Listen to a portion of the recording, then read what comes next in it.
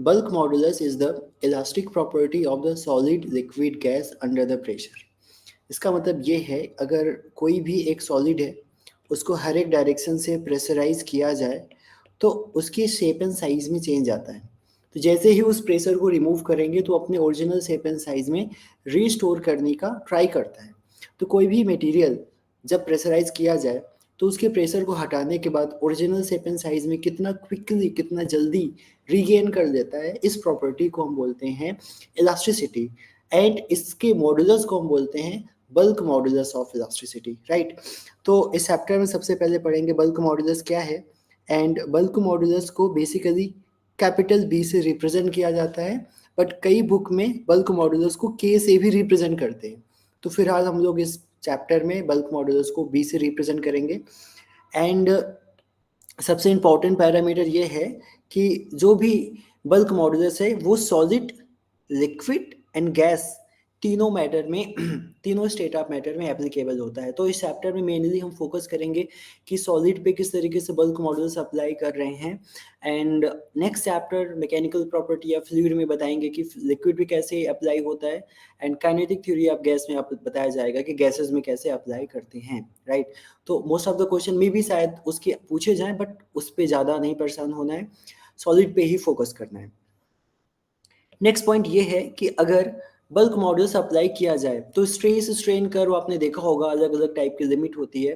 तो ये जो स्ट्रेस स्ट्रेन कर्व है विद इन प्रोपोर्शनल लिमिट ही इस लॉ को अप्लाई कर, Hooke's law within proportional limit apply किया जाता है। According to the Hooke's law the volumetric stress is directly proportional to volumetric strain, right. तो अगर इन प्रपोर्शन को हटाएंगे तो एक प्रोपोर्शनैलिटी कांस्टेंट आएगा जिसको बोलते हैं बल्क मॉडुलस। तो अगर मैंने बोला कि जो वॉल्यूमेट्रिक स्ट्रेस है, वॉल्यूमेट्रिक स्ट्रेस को सिंपली हम लोग डेल्टा पी से रिप्रेजेंट करेंगे and that will be proportional to the volumetric strain, इसको हम बोलेंगे delta V divide by the V, right. और जैसे ही प्रपोर्शन हटाएंगे तो यहाँ पे कांस्टेंट आएगा। तो बट प्रॉब्लम यहाँ पे ये है कि कई बार प्रेशर को बढ़ाने पे, कंप्रेस करने पे वॉल्यूम कम हो जाता है। कई बार बलून में फूंक मारने से प्रेशर अगेन वहां बढ़ा रहे हैं बट उसके शेप एंड साइज में इंक्रीमेंट हो रहा है। तो फॉर्मुलेट को कैसे फॉर्मुलेट किया जाए, फार्मूला कैसे बनाया जाए। तो बेसिक फार्मूला आप को ऐसे लिखना है कि delta sorry bulk modulus will be equal to, stress ऊपर आ जाएगा, नीचे आएगा volumetric strain delta V by V, याद रखना। अब मान लो कोई एक ऑब्जेक्ट है जिसको हम कंप्रेस कर रहे हैं तो इसका जो प्रेशर है वो क्या होगा, बढ़ेगा। वॉल्यूम क्या होगा, कम होगा। वॉल्यूम के कम होने की वजह से वॉल्यूमेट्रिक स्ट्रेन नेगेटिव आ जाएगी एंड बल्क मॉडुलस क्या हो जाएगा, नेगेटिव हो जाएगा। बट जितने भी इलास्टिक मॉडुलस होते हैं सारे हमेशा पॉजिटिव होते हैं, इसलिए बाहर आपको एक माइनस का साइन लगाना होता है, ठीक है। ये कंडीशन तभी एप्लीकेबल है जब मान लो कोई ऐसा कंटेनर है और उसके अंदर पानी भरा हुआ है और कोई जो बॉल है उसके अंदर डाल दिया गया, तो उसको हम प्रेशराइज करेंगे तो इस केस में प्रेशर बढ़ेगा एंड वॉल्यूम क्या होगा, कम होगा। ऐसा फार्मूला बनेगा। सेकेंड केस, मान लो कोई ऐसा एक बलून है, उस बलून में ऐसे फूंक मारी जाए। इस केस में आप देख रहे हैं कि इसके अंदर वॉल्यूम बढ़ेगा, राइट, एंड प्रेशर भी क्या हो रहा है, बढ़ रहा है। तो इसके लिए फार्मूला कैसे बनेगा, इसको आप ध्यान से देखना। Now in this case B will be equal to the, in this case B will be equal to delta P तो एज इट इज आएगा, नीचे डेल्टा V बाई V की बात करता हूँ। ध्यान से देखें, इसमें देखिए प्रेशर को हमने बढ़ाया तो वॉल्यूमेट्रिक स्ट्रेन भी यहाँ पे बढ़ रहा है। अब यहाँ पे बाहर माइनस लगाने की जरूरत नहीं है, ये ऑटोमेटिकली क्या है, प्लस है। तो कुल मिला के अगर इसको आसान से भाषा में मैं लिखना चाहूँ, राइट, तो ऐसे लिख सकता हूँ B will be equal to the mod of the delta P divide by the delta V divide by the V। अगर इस तरीके से मॉड लगा दे तो हमको दोनों फार्मूला से छुट्टी मिल जाएगी, कोई भी फार्मूला आपको याद नहीं करना पड़ेगा। बस इस बात का ध्यान रखना है delta P by delta V की जो वैल्यू आए वो हमेशा पॉजिटिव आए, क्योंकि जो बल्क मॉडुलस ऑफ इलास्टिसिटी है वो हमेशा पॉजिटिव होती है, राइट। तो अभी ये समझ में आ गया नेगेटिव साइन किस बात का इंडिकेशन है। नेगेटिव साइन इस बात का इंडिकेशन है कि अगर आप प्रेशर को बढ़ाओगे तो वॉल्यूम कम हो जाएगा। तो पूरे बल्क मॉडुलस को पॉजिटिव बनाने के लिए बाहर हम माइनस लगा देते हैं, हमेशा माइनस नहीं लगाते। जैसा कि सेकेंड केस में आपने देखा कि बलून के अंदर फूंक मारने पे वॉल्यूम ऑटोमेटिकली बढ़ रहा था जो कि अपने आप में पॉजिटिव था, प्रेशर भी हमने बढ़ाया जो कि अपने आप में पॉजिटिव था, तो बाहर पॉजिटिव ही लगाया, माइनस नहीं लगाया, राइट।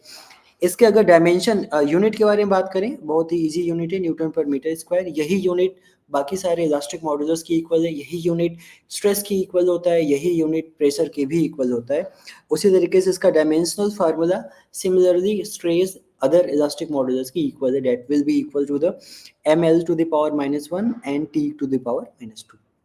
अब हम बात करते हैं कि जो बल्क मॉड्यूलस है, जैसा कि मैंने आपको बोला कि it is applicable for the solid, liquid, gas. कहाँ पे एप्लीकेबल होता है? सॉलिड में भी होता है, लिक्विड में भी होता है, गैस, तीनों स्टेट ऑफ मैटर में आप अप्लाई कर सकते हैं। And bulk modulus for the incompressible fluid is zero. इसको हम समझते हैं कि ये किस तरीके से बोल रहा है कि भाई ये जीरो होगा। ध्यान से देखें, मान लो कोई ऐसा एक मटेरियल है, इनकम्प्रेसिबल फ्लूइड मीन्स क्या हुआ, मान लो यहाँ पे मैंने वाटर को रखा हुआ है, वाटर को मैं कंप्रेस करना चाह रहा हूँ, राइट, बट वाटर कंप्रेस नहीं हो रहा है। कंप्रेस नहीं हो रहा है इसका मतलब इसके वॉल्यूम में चेंज कितना है? जीरो। डेल्टा वी की वैल्यू जीरो हो गई। वॉल्यूमेट्रिक वॉल्यूम में चेंज हुआ नहीं, मतलब volumetric strain that will be equal to delta V by V की वैल्यू भी कितनी आएगी? जीरो। और आपको पता है कि bulk modulus will be equal to delta P by P and delta V divide by V, और इसकी जो मॉड की वैल्यू होती है इसको बल्क मॉड्यूलस कहते हैं। तो नीचे अगर मैं कोई भी इनकम्प्रेसिबल फ्लूइड है ना, वो कंप्रेस नहीं हो रहा है, तो अगर मैं नीचे जीरो से डिवाइड कर दूं तो उसके बल्क मॉड्यूलस वैल्यू की, जो बल्क मॉड्यूलस की वैल्यू आएगी उसको हम इन्फिनिटी बोलेंगे। तो यहाँ पे इस बात को थोड़ा सा यहाँ पे चेंजेस करने हैं, ये बेसिकली जीरो नहीं होता, वो इन्फिनिटी हो जाती है, राइट। तो यहाँ पे लिखेंगे bulk modulus of the incompressible fluid is infinity. हम ऐसे याद रखेंगे, इनकम्प्रेसिबल फ्लूइड के लिए बल्क मॉड्यूलस इन्फिनिटी, इसकी कंप्रेसिबिलिटी जीरो हो जाती है, जो कि मैं आगे समझाऊंगा। चलिए इन पे कुछ प्रॉब्लम सॉल्व करते हैं। Volume of the solid is 3500 cc, मतलब जो इसकी इनिशियल वॉल्यूम, ओरिजिनल वॉल्यूम है, that will be equal to the 3500 centimetre cube. And change in volume दिया हुआ है क्वेश्चन में, delta V is equals to n into 10 to the power -3 cc। तो यहाँ से आपको n की वैल्यू फाइंड आउट करनी है। और क्वेश्चन दिया है कि जो बल्क मॉड्यूलस है that will be equal to the 10 to the power 11 newton per metre square and 1 atmosphere pressure दे रखा है, change in pressure is 25 atm। तो बेसिक फार्मूला तो आपको पता है कि B इज इक्वल्स टू होता है delta P divide by the delta V divide by V।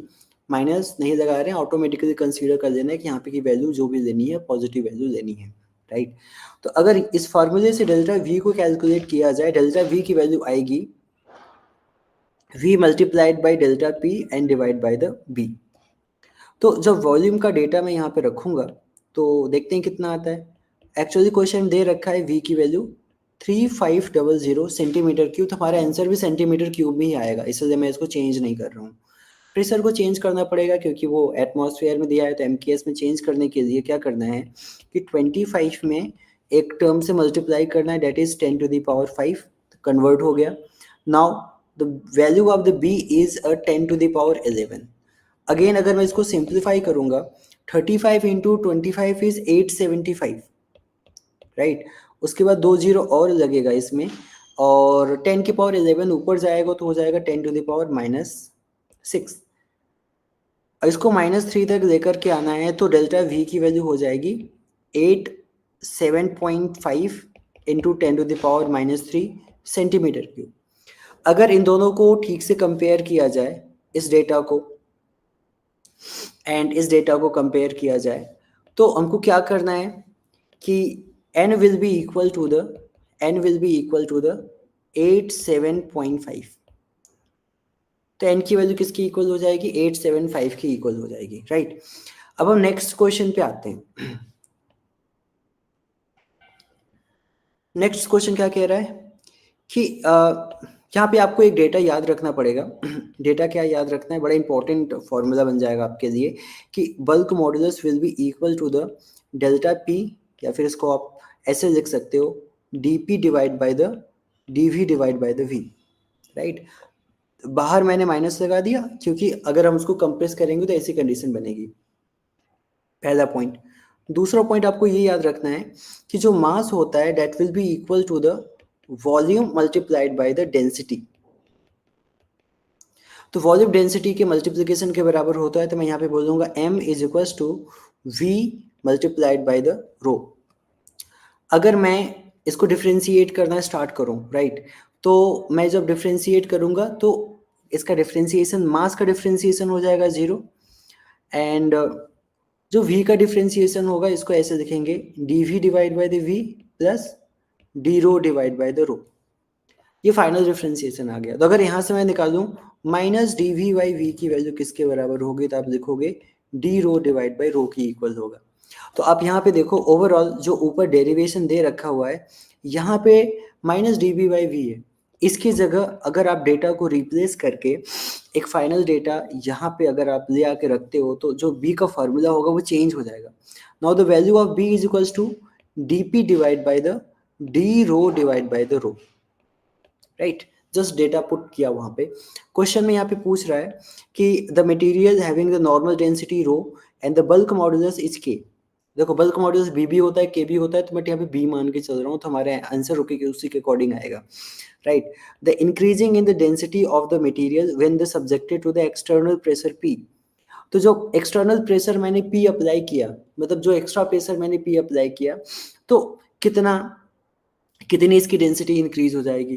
तो अभी मैंने जस्ट फार्मूला डिराइव कर रहा हूँ, हमारा फाइनल फार्मूला निकल करके नहीं आया। तो फाइनल फार्मूला क्या होगा कि B will be equal to the, अब यहाँ से जो रो है ना वो जाके इसमें मल्टीप्लाई हो जाएगा, तो आपके पास आंसर क्या आएगा कि rho d P divide by the d rho. अब यहाँ पे पूछ रहा है कि find out the change in density, कितनी एक्स्ट्रा डेंसिटी चेंज हुई। तो आपके पास डेटा यहाँ पे क्या हो जाएगा, d rho will be equal to the rho dp divided by the b. According to the question, the initial density, normal density is rho, bulk modulus is k, and change in pressure is p. Just put the value in this formula, you will get the answer. Now the change in density will be equal to the rho p and divide by the k, right? So which option is correct? I guess third option is the correct answer. Moving on, the another point, that is a compressibility. Compressibility is totally just opposite to the bulk modulus, right? In the compressibility is represented by either C और K, right? But यहाँ पे हमने C से represent किया, तो आप confuse नहीं होना।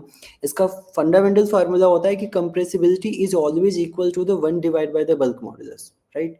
और इसकी जो fundamental unit होती है वो होती है जस्ट उसका उल्टा हो जाएगा, न्यूटन पर मीटर स्क्वायर होता है बल्क मॉडुलस के लिए, एंड कंप्रेसिबिलिटी के लिए metre square divide by newton होता है।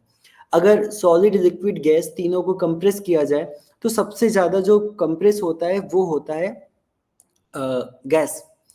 इसका रीजन क्या है? इसका रीजन एक ही जिसका नाम है inter molecular force. Inter molecular force सबसे ज्यादा किस में होता है? तो आप बोलोगे सॉलिड में। एंड सबसे कम किस में होता है? तो आप बोलोगे गैस में। तो इंटरमॉलिक्यूलर फोर्स कम होने की वजह से दूर दूर होते हैं, जिसको इजीली कंप्रेस किया जा सकता है। सॉलिड की इंटरमॉलिक्यूलर फोर्स ज्यादा होता है तो पार्टिकल पहले से ही पास में होते हैं, तो इनको और कंप्रेस करना बहुत मुश्किल होता है। तो अगर हम कंप्रेसिबिलिटी के हिसाब से बनाएं तो सबसे ज्यादा कंप्रेसिबल होती है गैस, फिर होती है लिक्विड, एंड फिर होती है सॉलिड। और इन जनरल हम ऐसा कहते हैं कि जो सॉलिड एंड लिक्विड होती है वो इनकम्प्रेसिबल होती है। नॉर्मली अगर जो छोटे मोटे फोर्स अगर हम लगाएंगे तो सॉलिड एंड जो लिक्विड होते हैं वो इनकम्प्रेसिबल होते हैं, otherwise huge amount of force apply करके सॉलिड एंड लिक्विड को भी कंप्रेस किया जा सकता है। इसका जस्ट उल्टा देखा जाए बल्क मॉडुलस, तो हाईएस्ट बल्क मॉडुलस आपको देखने को मिलेगा सॉलिड में, फिर आएगा लिक्विड, फिर आएगा गैस।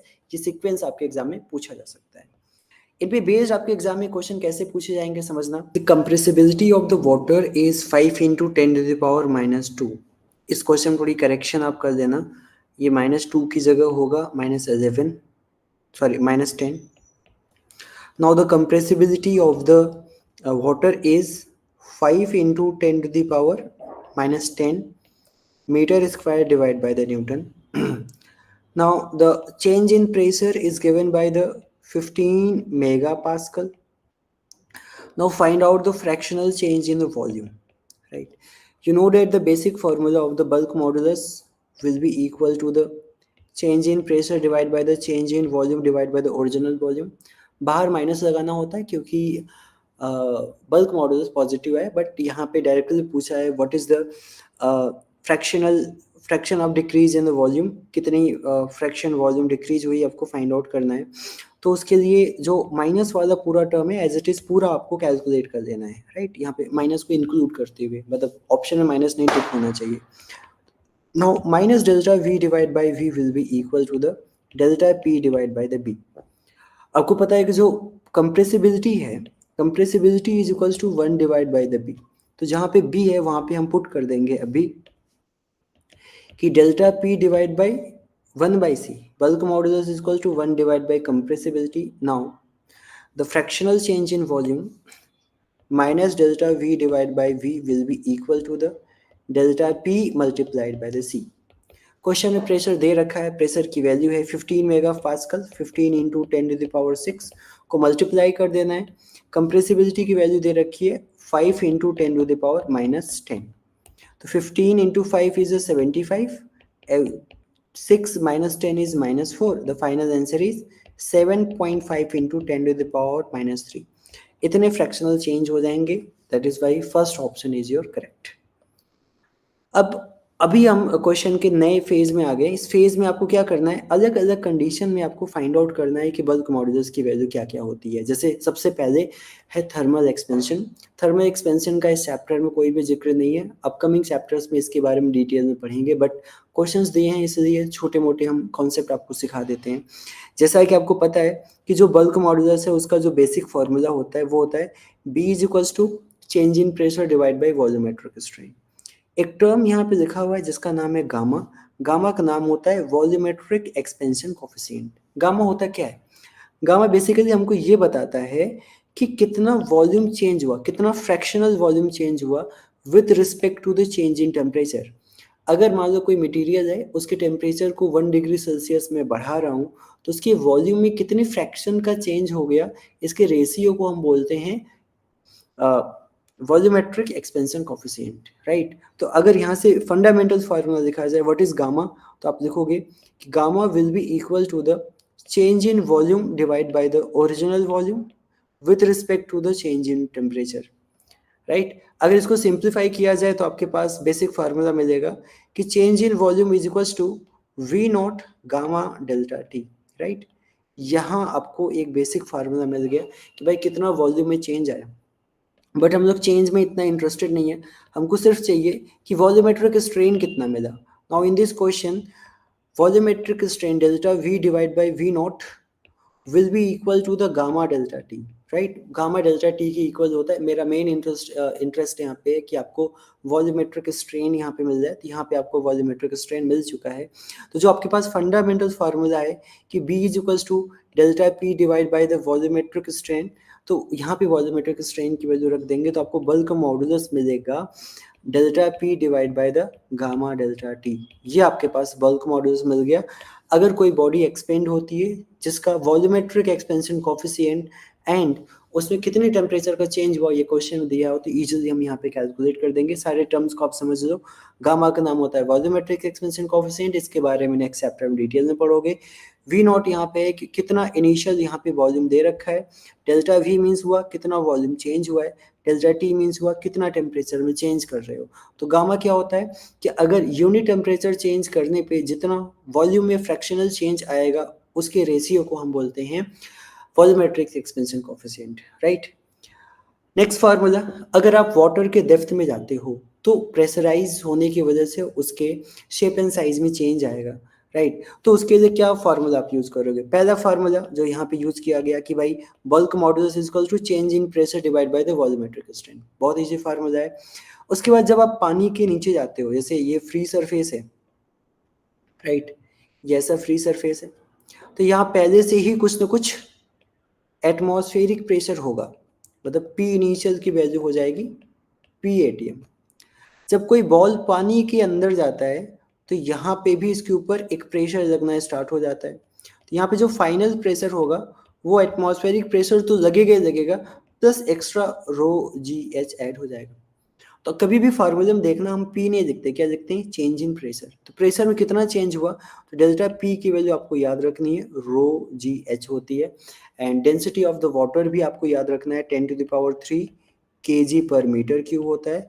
एंड जी की वैल्यू तो आपको याद होगी ही, 9.81 मीटर पर सेकेंड स्क्वायर। ये सारा डेटा आप यहाँ पे रखोगे तो बड़ी आसानी से बी की वैल्यू निकाल सकते हो।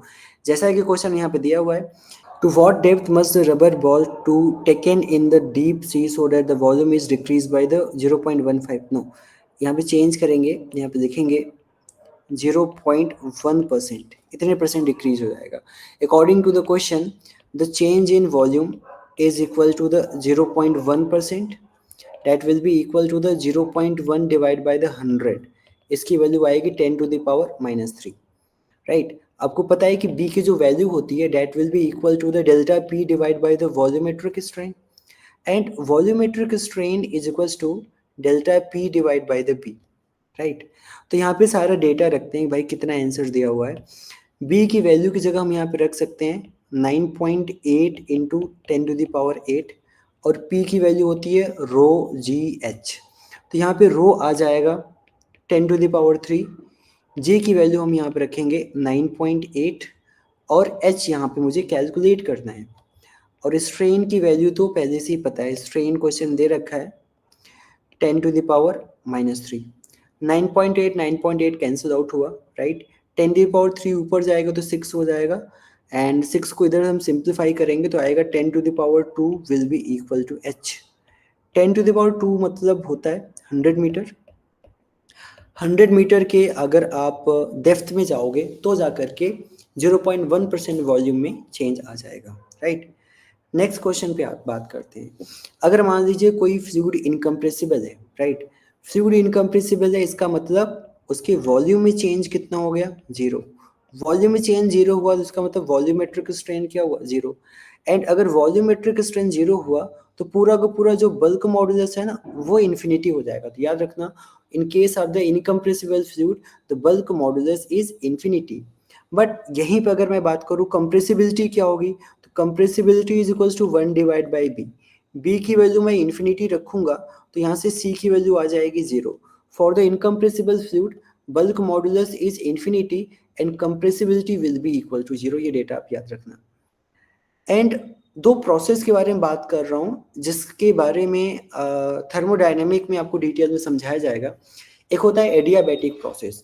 Adiabatic process is the very fast process, मतलब इतना तेजी से प्रोसेस होता है कि सिस्टम एंड सराउंडिंग के बीच में कोई हीट का इंटरेक्शन नहीं होता है।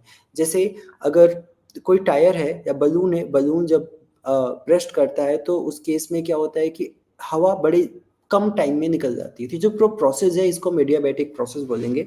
एंड एडियाबैटिक प्रोसेस में सबसे इंपॉर्टेंट पार्ट है कि उसका जो इक्वेशन होता है PV to the power gamma is equal to होता है कांस्टेंट राइट। और आपको पता है कि जो बल्क मॉडुलस का बेसिक फार्मूला होता है वो होता है change in pressure divide by the change in volume divide by volume, और बाहर यहाँ पे माइनस लगाना होता है।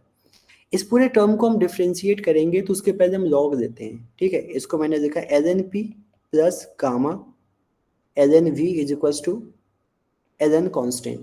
लॉग का डिफ्रेंशिएशन करने पे यहाँ पे मिलेगा dP/P, यहाँ पे आ गया गामा। वॉल्यूम का डिफ्रेंशिएशन करने पे मिलेगा आपको dV/V। ओवरऑल वैल्यू क्या हो गई, 0। थोड़ा सा ऑर्गेनाइज करते हैं तो dP/P is equals to minus gamma dV/V। Minus gamma dP/V को नीचे ले आएंगे और P को दूसरे साइड लेके जाएंगे तो माइनस गामा dV/V की वैल्यू आपको पता है B, एंड B की वैल्यू यहाँ पे हो जाती है गामा P। तो डेटा आपको डायरेक्टली याद रखना होगा। एग्जाम में डायरेक्ट आपके एग्जाम में क्वेश्चन पूछता है कि in case of the adiabatic process the bulk modulus will be equal to the gamma P। What is gamma?